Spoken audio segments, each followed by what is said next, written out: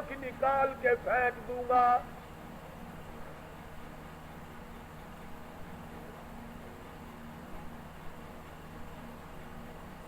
خطاب کے بیٹے تجھے تو ہم نے سر لینے کے لیے بھیجا تھا۔ کہنے لگا ایسا ہی سودا ہوا کرتا ہے، سر لینے آیا تھا مگر سر دے بیٹھا ہوں، سر دے بیٹھا ہوں۔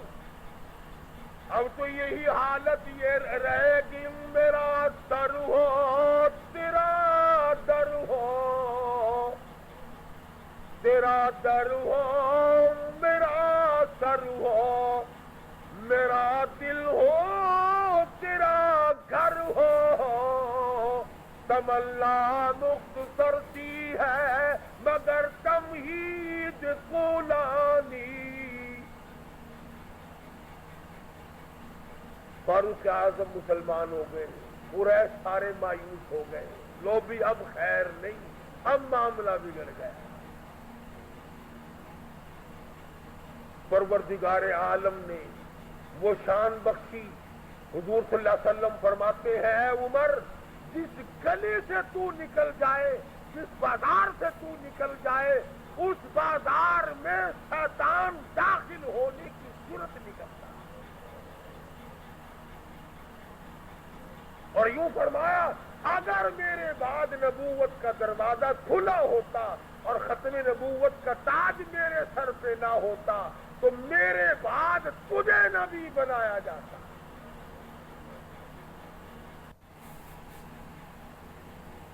اور پھر سیدہ حفصہ رضی اللہ تعالی عنہا فاروق اعظم کی بیٹی ہے، حضور صلی اللہ علیہ وسلم کی گھر والی ہے۔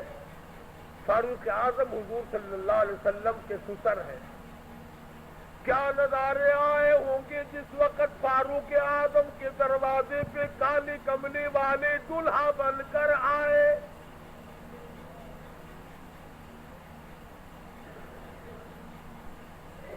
جس کا داماد امام الانبیاء ہو، کیا کہنا اس کی عظمتوں کا۔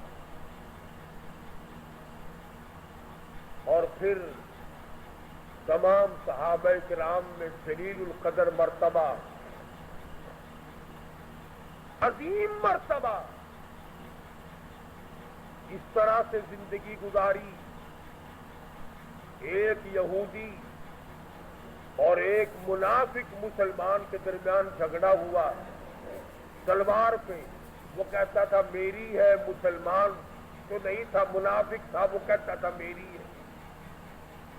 جناب رسول کریم صلی اللہ علیہ وسلم نے فیصلہ فرمایا کہ یہودی کی تلوار ہے، تیرے پاس شاہد نہیں، گواہ نہیں۔ منافق جانتا تھا کہ فاروق اعظم تیز مزاج آدمی ہے، فاروق اعظم کے پاس آیا اور کہنے لگا کہ میرا اور اس یہودی کا جھگڑا ہے، فیصلہ کریں آپ۔ تلوار پہ جھگڑا ہے ہمارا، یہ کہتا ہے میری ہے اور میں کہتا ہوں میری ہے۔ یہودی نے چپکے سے کہا کہ جی ہاں آپ فیصلہ کر دیں۔ پہلے محمد عربی صلی اللہ علیہ وسلم نے بھی فیصلہ فرمایا۔ حضرت عمر نے پوچھا حضور نے فیصلہ کر دیا؟ کہ جی ہاں حضور نے میرے حق میں فیصلہ کیا۔ یہودی کہنے لگا، اور فاروق اعظم نے اس منافق سے پوچھا کیوں میں تو کیوں آیا یہاں؟ جی میں تو آپ سے فیصلہ کراؤں گا۔ انہوں نے تو اپنے آدمی کی بھی پاسداری نہیں کی۔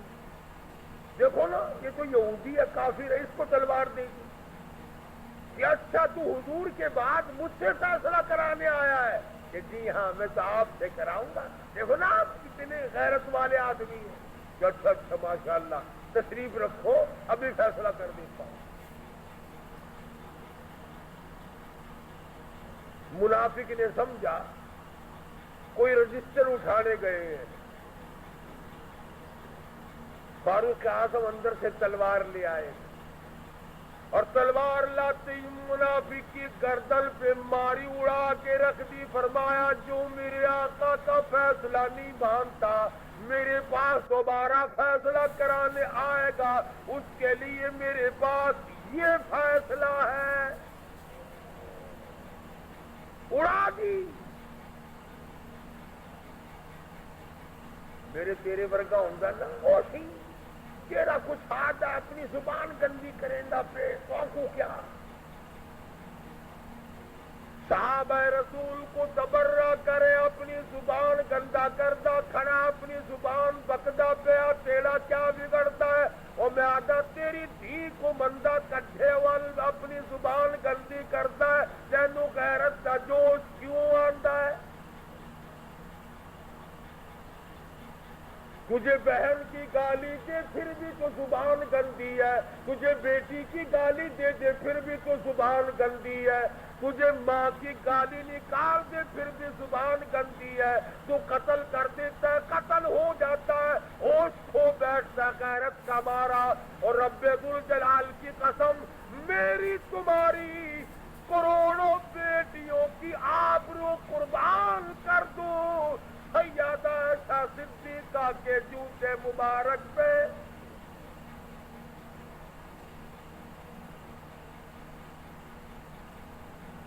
کیوں گالی دے کوئی کسی کو کہاں سے جرت آ گئی کیوں جرت کرتا ہے کوئی کسی صحابی کو یا کسی صحابیہ کو گالی دے دے وہ مذہب کس کام کا جس میں گالیاں دی جائے وہ مذہب ہے کوئی وہ عبادت ہے کوئی جس میں گالی ہو سب کو ستم ہو تبرہ ہو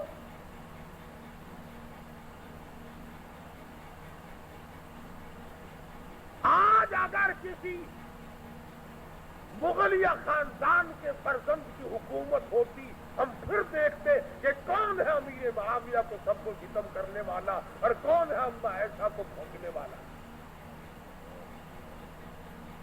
اور میرا ایمان ہے میں یہ جوش دلانے کے لیے نہیں کہتا میرا ایمان ہے جس کان نے صحابہ کرام کا تبرہ سنا یا اپنی اماں کی شان میں گستاخی سنی جب تو 50,000 سال کا پیاسا ہوگا تیری آنکھ نے پانی نہیں دیکھا ہوگا نہ ندی نہ نالا نہ چشمہ نہ کنواں نہ سمندر نہ دریا سوا نیزے پہ سورج ہوگا اور 50,000 سال کا ایک دن گزرے گا اور جب تو کالی کملی والے صلی اللہ علیہ وسلم کے دربار میں حوض کوثر پہ جائے گا